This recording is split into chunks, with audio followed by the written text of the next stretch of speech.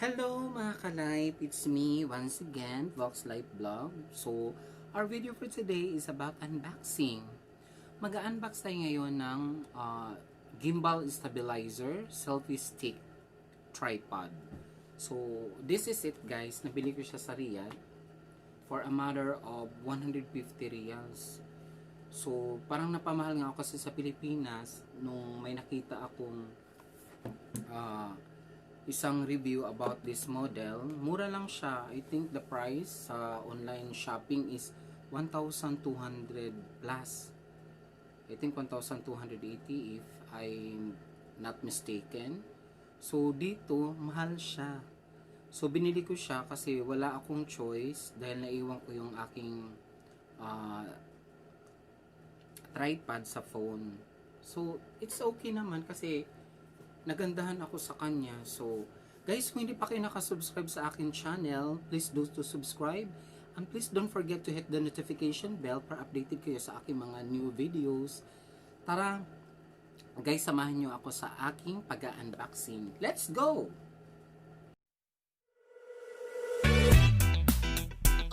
Yeah.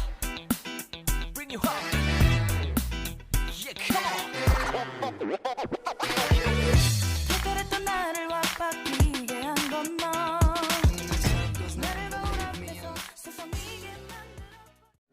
So, mga ka-life, ito na po yung nabili kong gimbal. Gimbal stabilizer, L08. So, i-unbox natin siya. So, ito yung kanyang unboxing. So, buksan na natin. Ayan. Ayan ang kanyang laman. So, ito siya. Kung nakita nyo, ayan.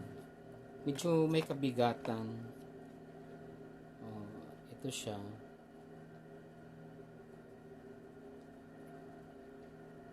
Then, ang kanyang kasama may user manual. Tapos sa loob, meron din siyang, I think, cable. Ayan. So, may cable siya kasi i-charge mo yung ano niya, yung sa dito o sa may smart ang tawag nito is smart stabilizer. So ayan guys, magdi-demo tayo ngayon.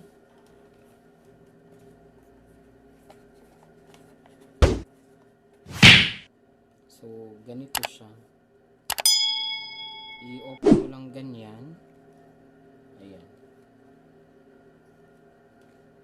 Pagkatapos, meron siya ditong adjustment para mai-lock mo siya para hindi ba siya magmo-move lalo na pag nilagyan mo siya dito ng phone. Tsaka ito yung lagayan ng phone. Na adjustable din siya, nahihila siya both ends. Para ilagay dito yung phone. Pagkatapos dito ilulong press mo siya para mailagay natin yung ating phone. Guys, ilagay natin yung phone. Ilagay natin siya rito.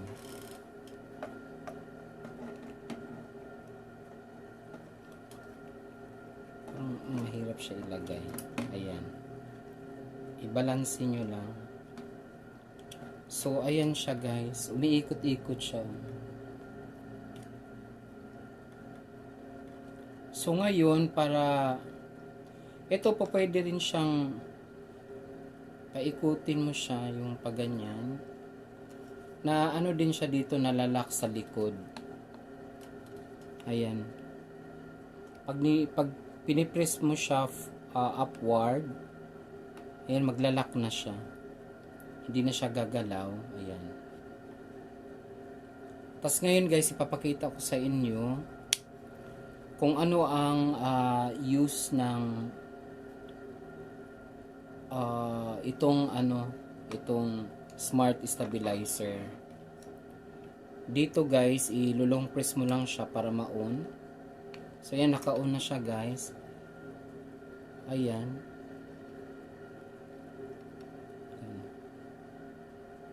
So ayan guys, pag inon mo na siya, kahit iikot mo pa yung ano, yung handle, steady lang siya. Yan, pwede siyang nakaganyan.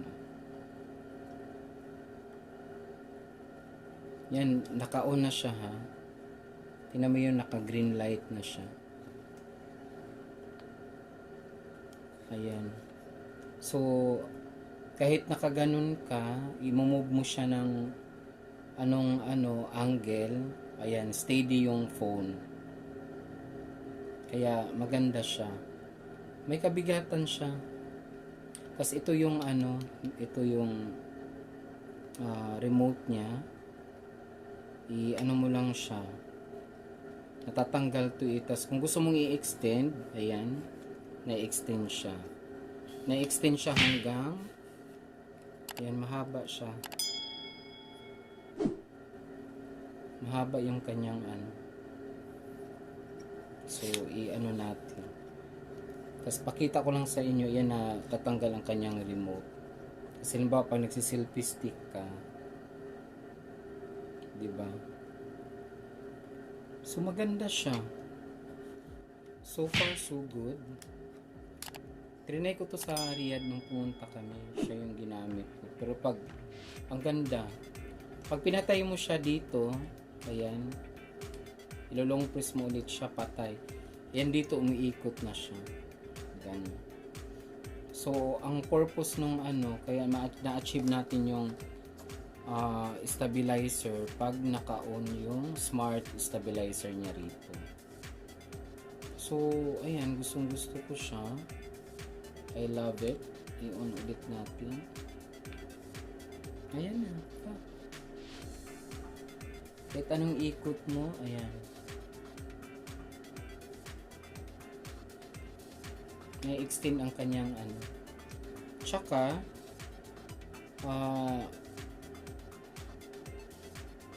magagamit din natin ang kanyang tripod. Yan, i-adjust lang natin. Para pakita ko sa inyo kung ano yung use ng tripod niya. Ayan dito.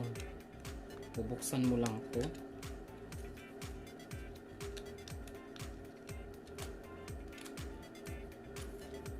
Pagkatapos iangat mo siya. Ayan ha. Adjust mo dito. Nalako kasi siya ng ayan.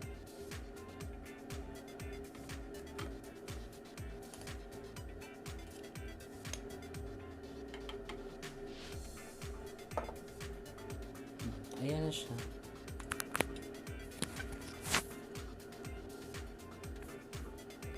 You see guys?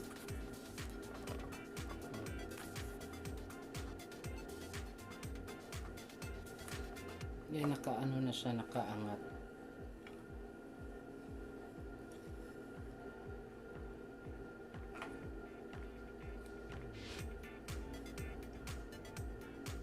So ano siya, kumbaga tatlong purpose niya.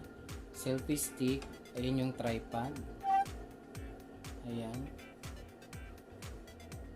Did you see it guys? Ayan siya.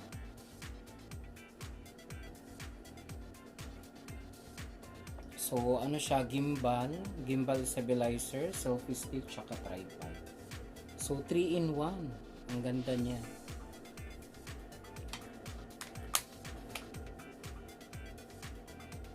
Ayan.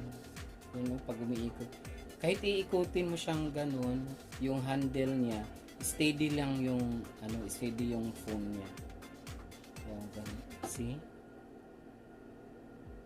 Nakita niyo yung guys, yung movement. Ang ganda niya. Kasi naka-on yung niya. Naka-on yung smart stabilizer niya dito. Tapos pag pinipress mo to dito, long press, mamatay na siya. Ayan. Umiikot na yung phone. Kumbaga, nawala yung stabilizer niya. So, pag halimbawa na-lowbat kayo, na-lowbat to, kasi china-charge to Ayan, i-line up mo lang siyang ganon. i-line up siyang naka ganyan, tas i-push mo lang to dito upward. Ayan, push. Pero kailangan naka-line up siya ng i-push mo to upward. So ayan na siya, steady na siya. Ginagamit lang to halimbawa pag na lowbat yung smart stabilizer. Ito yung smart stabilizer niya. Ito yung nagko-control ng ano niya, yung bigat ng cellphone para hindi siya nagmo-move. Kahit iikot mo to, steady lang siya.